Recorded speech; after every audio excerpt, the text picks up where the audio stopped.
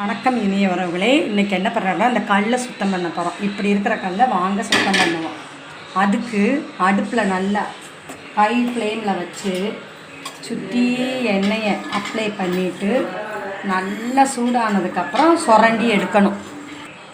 நல்லா ஆவி பிறக்க சூடாயிடுச்சு. ஒரு கத்தியை வச்சு இப்படியே தேய்ப்போம். இவ்வளோ தான் தேய்க்க முடிஞ்சிச்சு. திருப்பி நல்லா சூடுபடுத்திக்கிட்டு இருக்கேன். படுத்திட்டு அதே மாதிரி கத்தியை வச்சு அல்லது சட்டாப்பையை வச்சு திருப்பி தேய்க்கிறேன்.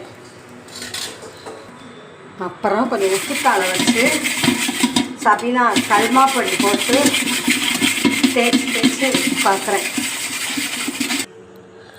1 மணி நேரமாக தேய்ன்னு தேய்ச்சி இவ்வளோ தான் என்னால் எடுக்க முடிஞ்சிச்சு. அது கமெண்டில் ஒருத்தவங்க வேறு கல்லை கழுவுங்கம்மான்னாங்க. அதுக்காண்டியே கழுவிட்டேன். கஷ்டப்பட்டு வேர்த்து விறுவிறுத்து கை பொத்து போய் கழுவியிருக்கேன். இவ்வளோ தான் தேய்க்க முடிஞ்சா. சரி, இருந்தாலும் மனசு கேட்கல.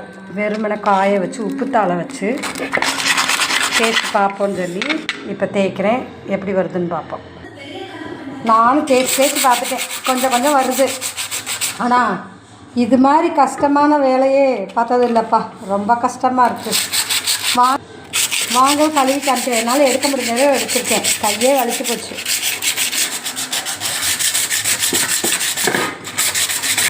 சரி வாங்க போதும் கழுவோம்.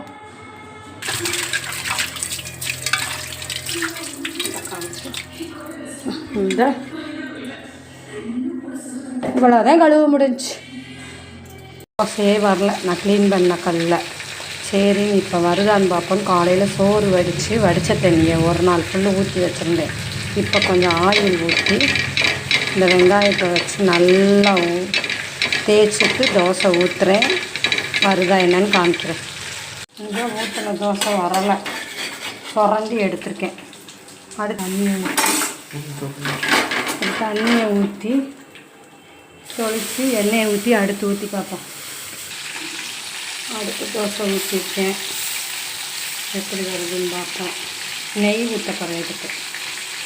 2வது தோசையை வேஸ்ட்டாக போயிடுச்சு. இப்போ இப்படி முட்டையை போட்டுட்டு அடுத்து ஊற்ற போகிறேன். 3வது தோசை இப்படி வந்திருக்கு. அடுத்த தோசை எப்படி வரப்போதோ தெரில. கொஞ்சம் கொஞ்சமாக இப்படி வருது. இனிமேல் தான் பழகணும்.